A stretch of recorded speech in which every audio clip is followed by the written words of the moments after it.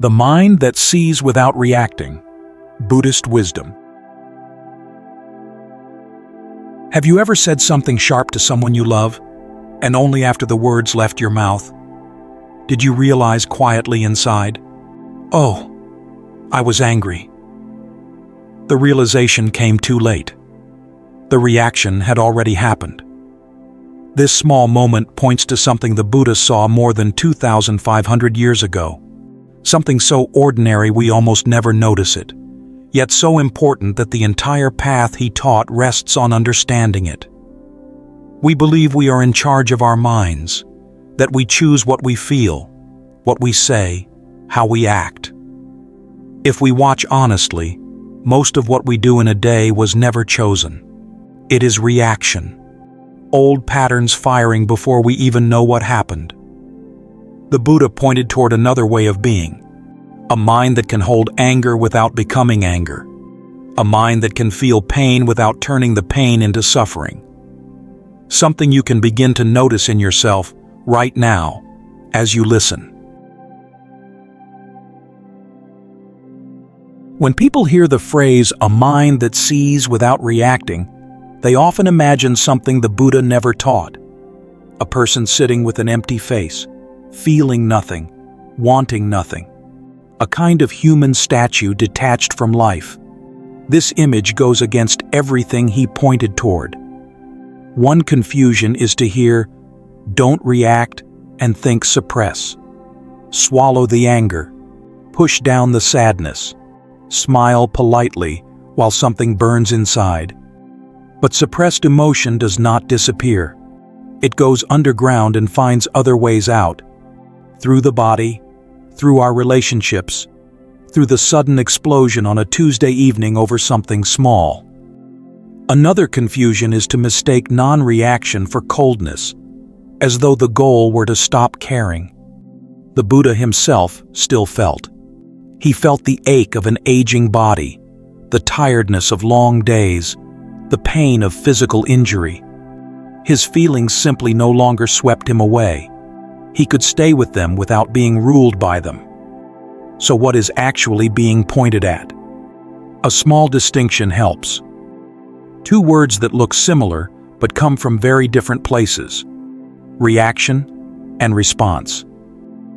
A reaction rises from underneath, before we are even awake to it, born from old habits and wounds and fears.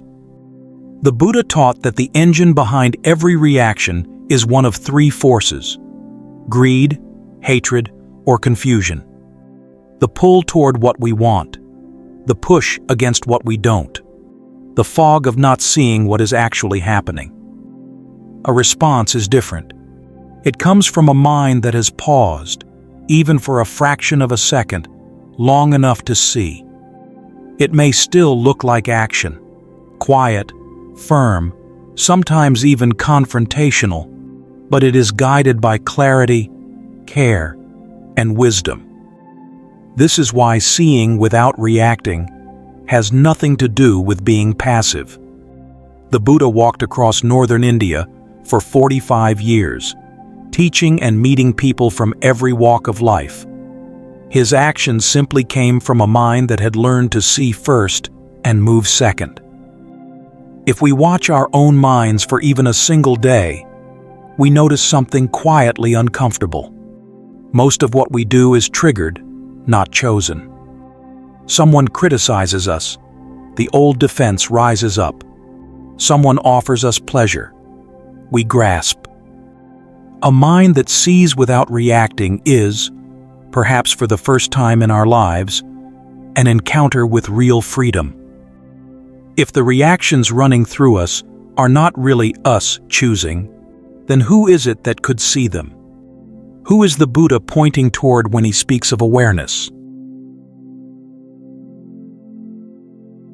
Right now, there is hearing happening. Sound is entering your ears, being understood as words, carrying meaning. Now, find the listener. Try to locate the one doing the hearing. Is it in your ears? Ears are only organs. Is it in your brain? The brain is a network of cells. and no single cell is the listener. Look carefully. You will find activity, experience, awareness of sound, but no small person inside doing the listening.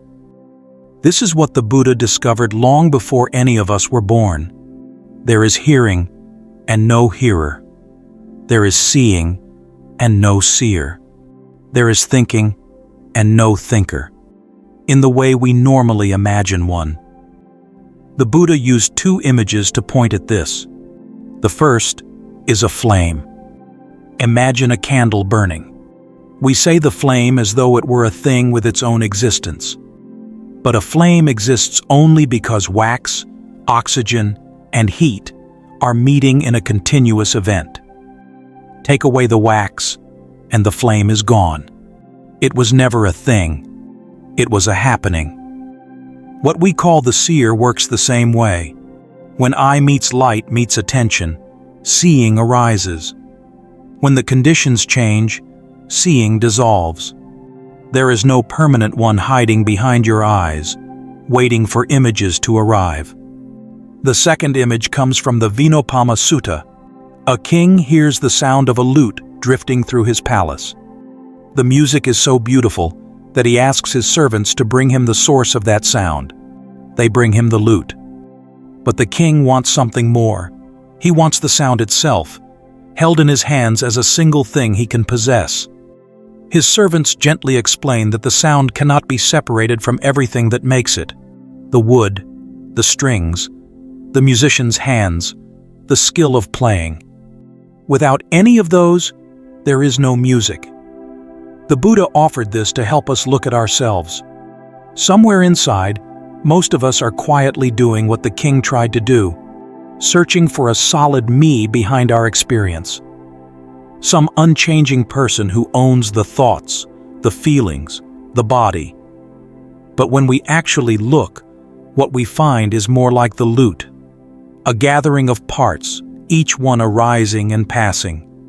Body, feelings, perceptions, reactions, awareness, real, all of them, but none a fixed owner. This can land heavily. If there is no real me, what am I? Is the Buddha taking something away? Please hear this gently. He is not taking anything from you.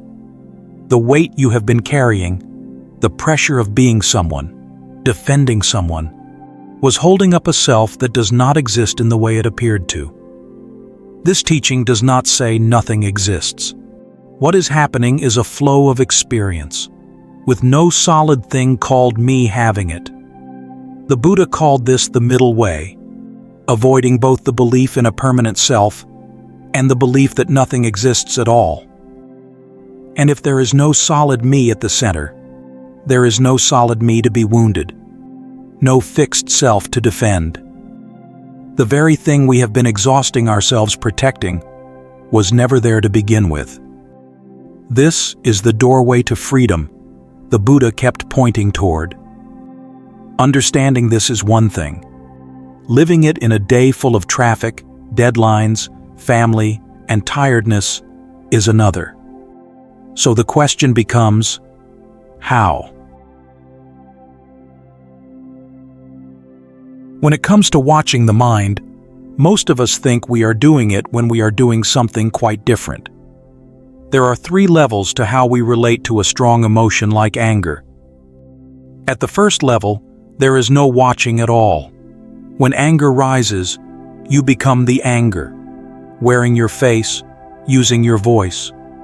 Most people live here most of the time. We do not feel anger. We are angry. At the second level, a thought arises in the middle of the anger. Why am I so angry? I shouldn't be angry. Many believe this is watching the mind. It is the mind talking to itself. Noise layered on top of noise. The third level is different. The anger is still there. The heat in the chest. The pull towards saying something sharp. But there is space around it. The anger has become an event happening within awareness, the way a cloud passes through the sky. There is no you standing apart. There is simply awareness, and within it, the anger is being seen, without judgment, without commentary. And something quietly remarkable happens. Seen this clearly, the anger begins to dissolve on its own. It cannot sustain itself without someone to claim it as mine. This is what the Buddha pointed to in the Satipatthana Sutta. His instruction sounds almost too simple. When the mind carries craving, know that it carries craving. When there is hatred, know there is hatred. When there is confusion, know it. When there is clarity, know it. The whole practice lives in one word: know. Why does simply seeing have such power? In any single moment, awareness and defilement cannot occupy the same space. When mindfulness is present, greed, hatred, and confusion have nowhere to stand. They are displaced the way darkness is displaced by a lamp coming on. The emotion may still arise and move through you, but it cannot capture you.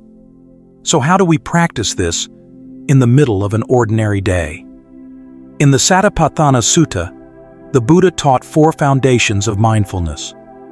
Among them, one stands out as the most direct place to catch a reaction before it takes hold.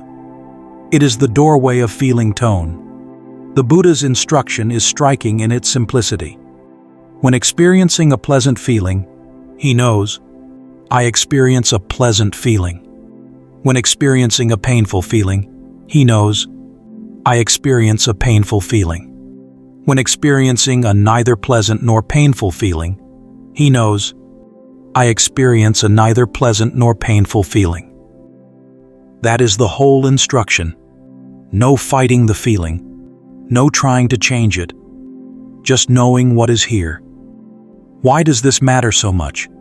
Because feeling tone is the exact point where reaction begins. Every experience, a word someone says, a text message, a memory that rises, arrives carrying one of 3 simple flavors: pleasant, unpleasant, or neither. Most of the time we never notice this layer. We jump straight from experience into reaction. If you train yourself to slow down and catch the flavor the moment it arises, a tiny gap opens between the feeling and the reaction. That gap is where freedom lives. 2 other doorways can support this practice. The first is the body. Every emotion leaves a fingerprint somewhere in the body. Anger shows up as heat in the chest. Anxiety settles in shallow breathing. Sadness carries its own weight behind the heart. When a strong emotion rises, leave the story. The mind is spinning, and bring your attention to the physical sensation. An emotion without a story loses most of its fuel.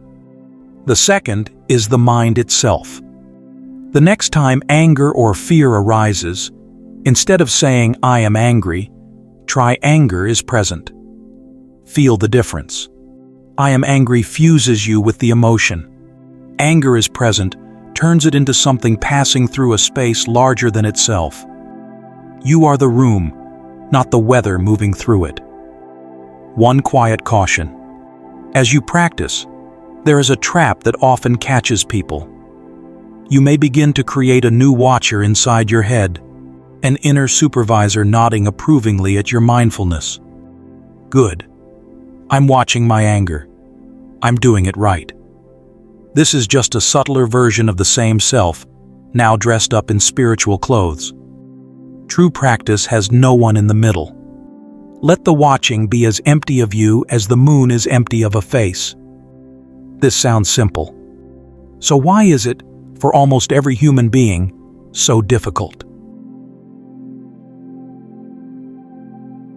If seeing without reacting were easy, the world would look very different.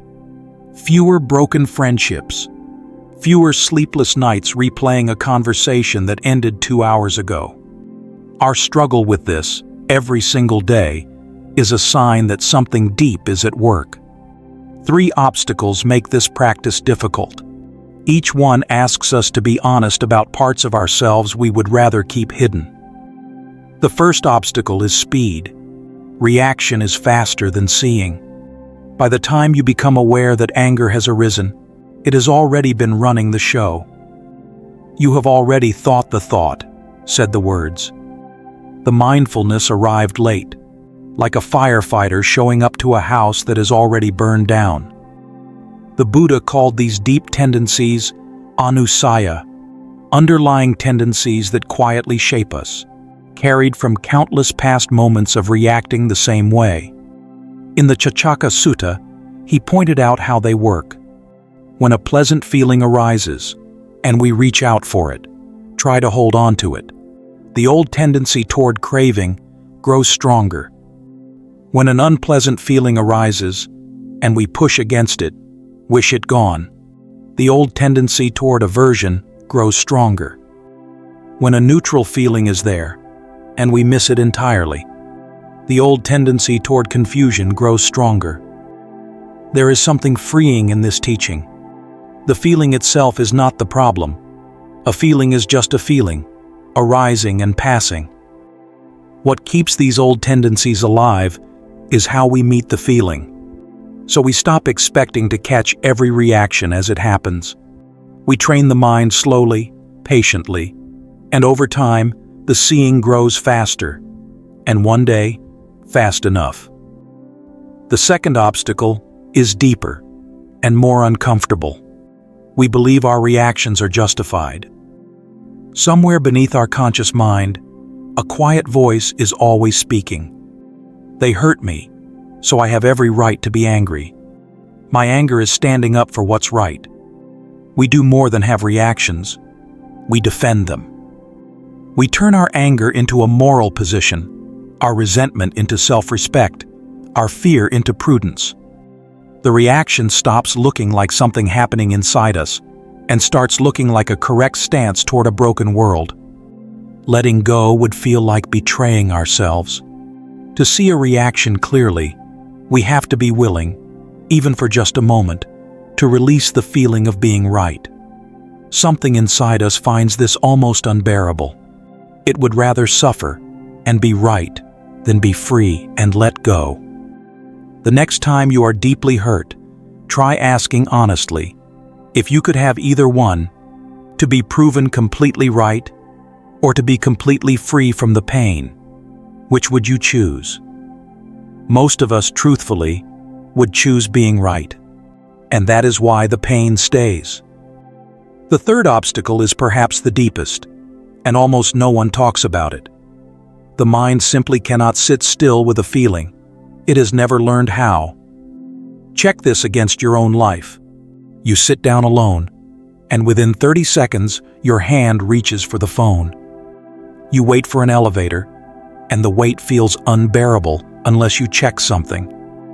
An uncomfortable feeling arises, and you cannot sit with it for 10 seconds before doing something to escape it. Doing nothing gets labeled, almost instantly, as wasting time. We have trained ourselves, all our lives, to be in motion, grabbing, pushing, hunting. Now we are asking this same mind to do the one thing it has never been asked to do, to stay with a feeling, without grabbing, without pushing away, without running off. Simply to see. This is why meditation is difficult. You are asking your mind to do the opposite of everything it has practiced. If you have ever tried to sit quietly and found your mind running wild, please do not be harsh with yourself. This is the nature of an untrained mind meeting silence for the first time. Just noticing the restlessness is already the beginning of real practice. So if these obstacles are real, what waits on the other side? When a person begins, even a little, to develop a mind that sees without reacting, something starts to change. The changes come in layers, from the visible surface of daily life down to the deepest parts of our being. The first layer shows up in ordinary life. In the Salatha Sutta, The Buddha described it with an image I find unforgettable. When life strikes us, he said, it is like being struck by an arrow. The first arrow, the loss, the illness, the cruel word, cannot always be avoided. Then the mind does something extraordinary. It picks up a second arrow and stabs itself with it. As the Buddha put it, the uninstructed person, when touched by a painful feeling, sorrows, grieves, and laments. He feels two feelings, one bodily, one mental. The first arrow was given by life. The second arrow is one we give ourselves. And in most cases, the second arrow causes far more pain than the first ever did. A mind that begins to see without reacting stops firing the second arrow. The loss still hurts. Life still hurts. But the suffering built on top of it begins to fall away. The argument with your partner still happens, and you no longer spend 3 days replaying it. The difficult email still arrives, and the hours of ruminating afterwards begin to shorten. Relationships start to heal because you stop wounding the people you love with unconscious reactions. You become, slowly, a person who is easier to be around, including for yourself. As the mind settles and sees more clearly, something deeper begins to reveal itself. The 3 marks of existence, not as ideas to believe, but as truths you recognize in your own experience. The first is impermanence. When you watch your own emotions closely, again and again, you see that every one of them arises, stays for a while, and passes. Even anger that feels like it will last forever, it doesn't. Even grief that feels permanent, it shifts. Nothing stays. The second is about suffering. Most of us assume suffering comes from painful feelings themselves, but the pain of a feeling is one thing. The suffering is what happens when the mind clings to a pleasant feeling or fights against an unpleasant one. Let the feeling be what it is, without grabbing or rejecting, and suffering loosens its grip. The third is the most quiet and the most freeing, the truth of not self. As you watch the mind long enough, something begins to dawn. There is no angry person sitting inside the anger. There is only anger, arising and passing. There is no sad person underneath the sadness. There is only sadness, moving through awareness like weather. The solid self you have been defending cannot be found anywhere in it. The moment this is seen, even for a second, something inside you relaxes in a way nothing else has ever made it relax. A quiet paradox runs through the whole teaching. The more we stop reacting, the more wisely we act. The more we stop searching for me, the more clearly we see what is here. The more we let go, the more we find we have. None of this is meant to be believed. The Buddha's invitation was always the same. Come and see for yourself. Watch your own mind. Notice your own reactions.